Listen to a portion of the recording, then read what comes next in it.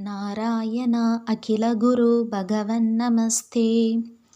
शान्त्रानन्दावबोधात्मकम् अनुपमिदं कालदेशावधिभ्यां निर्मुक्तं नित्यमुक्तं निगमशतसहस्रेण निर्भास्यमानम् अस्पष्टं दृष्टमाद्रे पुनरुरुपुरुषार्थात्मकं ब्रह्मतत्त्वं तत्तावत् भाति साक्षात् गुरुभवनपुरे हन्तभाग्यं जनानाम्।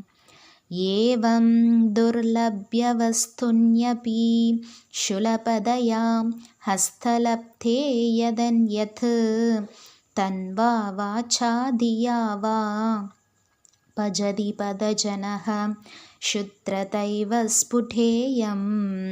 एते तावत्त्वयं तु स्थिरतरमनसां विश्वपीडापहत्यै निःशेषात्मानमेनं गुरुभवनपुरा तीशमेवाश्रयामः। सत्वं यत्तत्पराभ्याम् अबरिकलनदो निर्मलं तेन तावत् बोधैर्बोधेन्द्रियैस्ते वपुरिति बहुशः श्रूयते व्यासवाक्यम्। तत्स्वच्छत्वाद्यदच्छादित परशुकचिद्गर्भनिर्भासरूपं तस्मिन् धन्यारमन्ते श्रुतिमदिमधुरे शुग्रहे विग्रहे ते। निष्कम्भे नित्यपूर्णे निरवधि परमानन्दपीयूषरूपे निर्लीनानेकमुक्ता बलिशुभगदमे निर्मलब्रह्मसिन्धौ कल्लोलोल्लासतुल्यं खलु विमलतरं शत्वमाहुस्तदात्मा कस्मान्तो निष्कलस्त्वं शकल इति वचः द्वत्कलास्वेव भूमन्। निर्व्यापारोऽभिनिष्कारणमजभजसे यत्क्रियामीक्षणाख्यां तेनैवोत्थेति लीना प्रकृतिरसदि कल्पाभिकल्पादिकाले। तस्या संशुद्धमंसं कमपि तमतिरोधायकं षत्वरूपं षत्वं धृत्वा तसासि स्वमहिमविभवा कुण्डवैकुण्ठरूपं। तत्ते प्रत्यग्रतारा तरललितकला यावली केलिकारं लावण्यस्यैकचारं सुकृतिजनदृशां पूर्णपुण्यावतारं। लक्ष्मीनिःशङ्गलीला निलयनममृतस्यन्दसन्दोहमन्दः सिञ्चत्सञ्चिन्तकानां वपुरनुकलये मारुताकारनाद। कष्टा ते सृष्टिचेष्टा बहुतरभवके तावहा जीवभाजाम् इत्येवं पूर्वमालोचितमजितमया नैव मध्याभिजाने। नो चेज्जीवा कथं वा मधुरतरमिदं द्वत्वपुश्चित्रशास्त्रं नेत्रैर्स्तोत्रैश्च पीत्वा परमरससुधां बोधिभूरेरमेरन्। नम्राणां सन्निधत्ते सततमि विपुर स्थैनभ्यर्थितानभि अर्थान् कामानजश्रं वितरति परमानन्दशान्त्रां गतिं च। इत्थं निःशेषलभ्यो निरवधिकफलपारिजातो हरे त्वं क्षुद्रं तं चक्रवाटी द्रुममभिलषति व्यर्थमर्तिव्रजोऽयं। कारुण्यात् काममन्यं तदति खलु परे स्वात्मतस्त्वं विशेषात् ऐश्वर्यातिशथेन्ये जगदि परजने स्वात्मनोऽपीश्वरस्त्वं त्वय्युच्चैरारमन्ति प्रदिपदमधुरे चेतनास्फीतवाक्याः त्वं चात्मा रामये वेत् अदुलगुणगणा तारशौरे नमस्ते ऐश्वर्यं शङ्करातीश्वर विनियमनं विश्वतेजोहराणां तेजस्संहारि वीर्यं विमलमभियशो निःस्पृहैश्चोबगीतम् अङ्गासङ्गा सदा श्री अखिलविदशिन क्वापि ते सङ्गवार्ता तत्त्वाताकारवासिन् मुरहर बहवः शब्दमुख्याश्रयोऽसि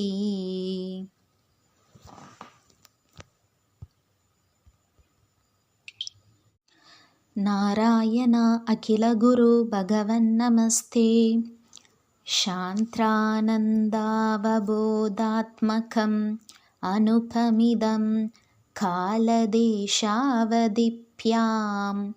निर्मुक्तं नित्यमुक्तं निगमशतसहस्रेण निर्भास्यमानम् अस्पष्टं दृष्टमाद्रे पुनरुरुपुरुषार्थात्मकं ब्रह्मतत्त्वं तत्तावत्पादि साक्षात् गुरुभवनपुरे हन्दभाग्यं जनानाम् एवं दुर्लभ्यवस्तुन्यपि शूलपदया हस्तलब्धे यदन्यत् तन्वा वाचा धिया वा भजति पदजनः शुद्रतैव स्फुटेयम् एते तावत्त्वयं तु स्थिरतरमनसां विश्वपीडापहत्यै निःशेषात्मानमेनं गुरुभवनपुरा तीशमेवाश्रयामः सत्वं यत्तत्पराभ्याम् अबरिकलनदो निर्मलं तेन तावत् भूतैर्भूतेन्द्रियैस्ते वपुरिति बहुशः श्रूयते व्यासवाक्यम् तत्स्वच्छत्वाद्यदच्छादित परशुकचिद्गर्भनिर्भासरूपं तस्मिन् तन्यारमन्ते श्रुतिमदिमधुरे शुग्रहे विग्रहे ते निष्कम्बे नित्यपूर्णे निरवधि परमानन्दपीयूषरूपे निर्लीना नेगमुक्ता बलिशुभगदमे निर्मलब्रह्मसिन्धौ कल्लोलोल्लासतुल्यं खलु विमलतरं शत्वमाहुस्तदात्मा कस्मान्तो निष्कलस्त्वं शकल इति वचः द्वत्कलास्वेव भूमन् निर्व्यापारोऽभिनिष्कारणमजभजसे यत्क्रियामीक्षणाख्यां तेनैवोत्थेदिलीना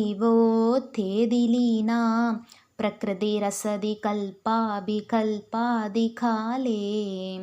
तस्या संशुद्धमंसं कमपि तमतिरोधायकं षत्वरूपं षत्वं धृत्वा तसासि स्वमहिमविभवा कुण्डवैकुण्डरूपं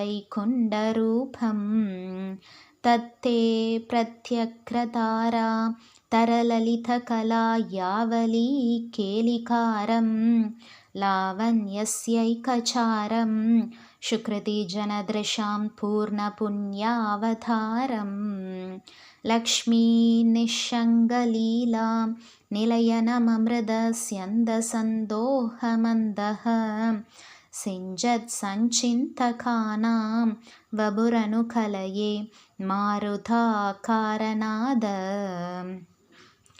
कष्टाते सृष्टिचेष्टा बहुतरभवके तावहा जीवभाजां इत्येवं पूर्वमालोचितमजितमया नैव मध्याभिजाने नो चेज्जीवा कदम्बा मधुरतरमिदं द्वत्वपुश्चित्रशास्त्रं नेत्रैर्स्तोत्रैश्च पीत्वा परमरससुधां बोधिभूरेरमेरन्